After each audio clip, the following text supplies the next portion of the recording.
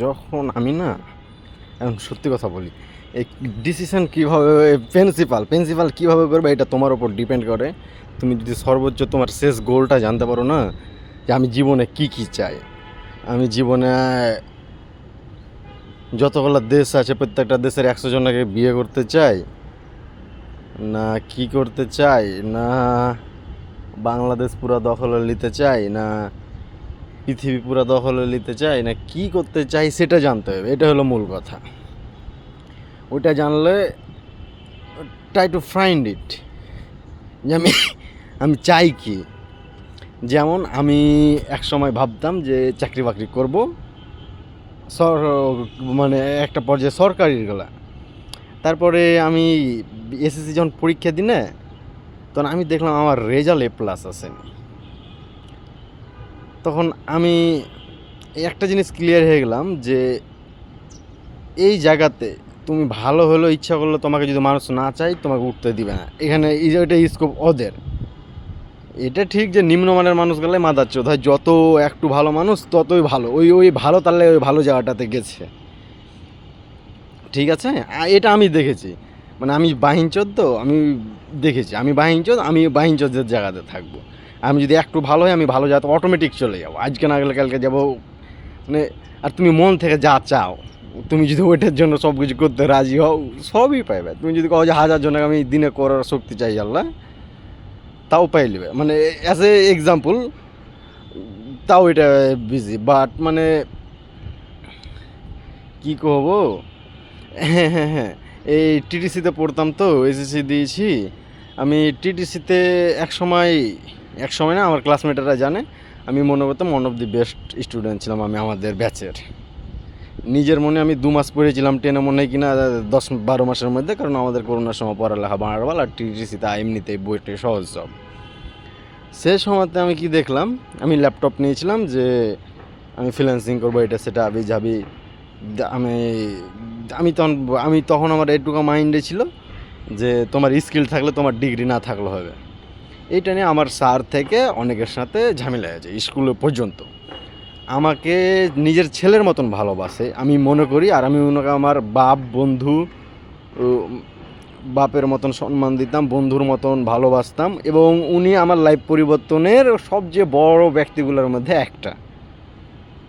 ওনার কাছ থেকে আমি আলাদাভাবে চিন্তা করার চেষ্টা পেয়েছি। আমি ইংরেজিতে ফাঁকিও বলি সব সময় আমি হাফিজুর স্যারের জন্য, যে একটা আমি স্যার ওনাকে, আমাকে কিন্তু উনি ছেলে ভাবুক বন্ধু ভাবুক যাই ভাবুক, ওনার কাছ থেকে না আমি আমার ফিউচারটা পেয়েছিলাম।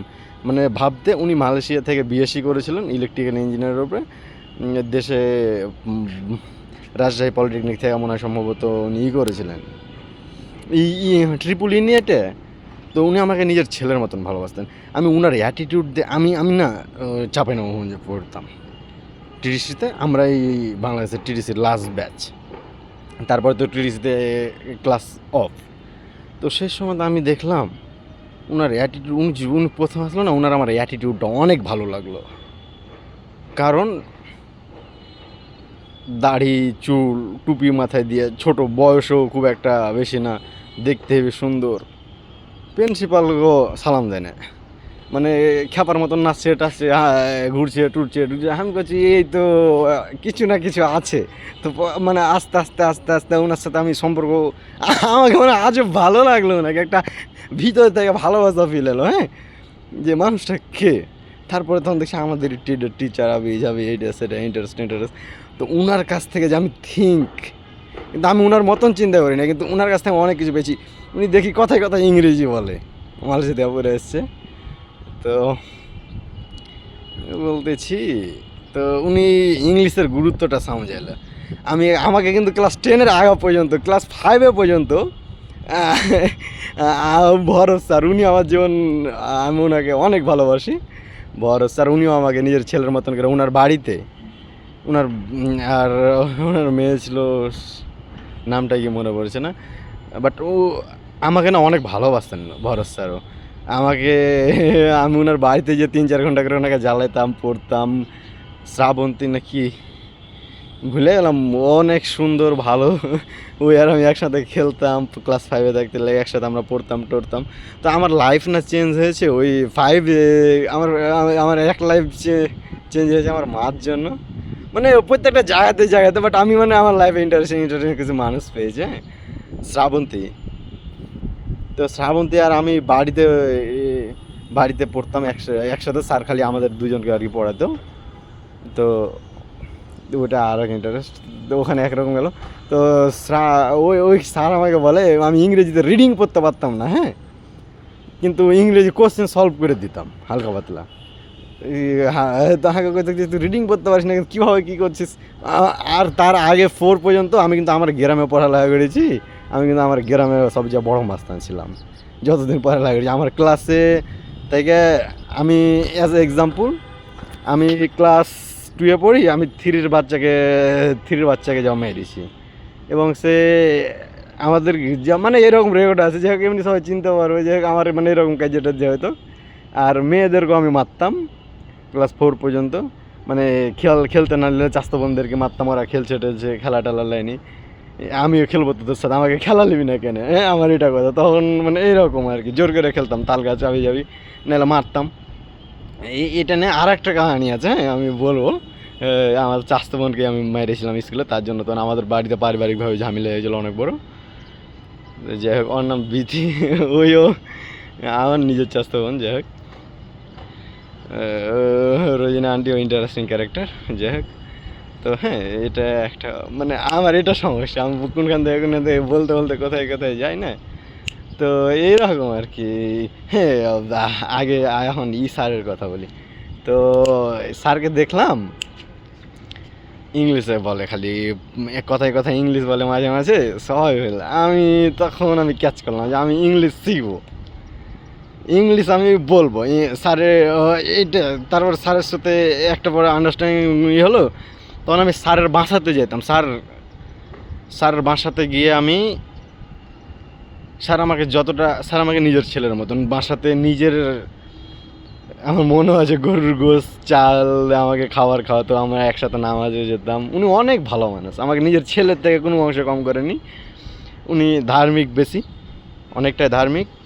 বেশি না, আমি যতগুলো আমার মানুষকে জীবনে ধার্মিক দেখেছি, আমার জীবনে প্রথম আমি ওনাকে অতটা ধার্মিক দেখেছি। আমি ওনার বাড়িতে সারাদিন গিয়ে থেকেছি।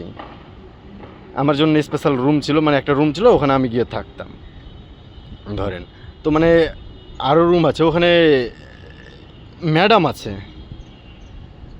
ম্যাডামের আমি কোনোদিন মুখ দেখিনি। আমরা এক জায়গাতে বসে দেখেছি রুমে, বোরখা পরে এসেছে, মোজা পরে এসেছে, আমাকে আর ম্যাডামকে একসাথে পড়াইছে। মানে এই বিষয় আমি গলা শুনেছি, মুখই কোনো দিন দেখিনি। এই হলো অবস্থা।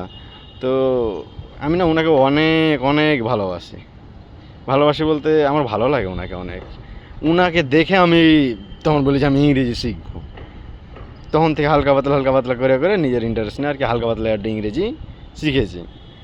এই তো হলো একটা কথা। কি হ্যাঁ, তো যাই হোক, উনি বিসিএস দিয়েছিলেন। বিসিএস ক্যাডার তখন হয়নি, তার মানে বিসিএস দিয়ে এসেছিলেন। উনি সরকারিভাবে তো টিচার অ্যাজ এ টিচার এসেছিলেন। তো ওখানে আর কি মানে পেনশন, মানে ওনাদের তো আর কি আলাদা একটা থাকে যে আমি আমার বলে এসেছি। ওই যার বল থাকে না, তো তার আলাদা ভাইব থাকে আমাকে। যাই হোক আর কি। তো মানে এইরকম তোমার ভিতরে জিনিস থাকলে না, অ্যাজ এ এক্সাম্পল ধরো, এই যে এখন একটা ছবি ইন্ডিয়াতে অনেক ভাইরাল, ধুরন্ধর, রকি ভাই, এই ছবিগুলো দেখায় কি বুঝায়? একটাই জিনিস বুঝায়, মাদার চোদ্দেরকে কোনো কিছু না থাকলো তুমি যদি তোমার এতই থাকুক না, সবই দখল করে নিতে পারবে। তোমার থাকা লাগবে কে গেছে, যার তারটাই দখল করে নিতে হবে।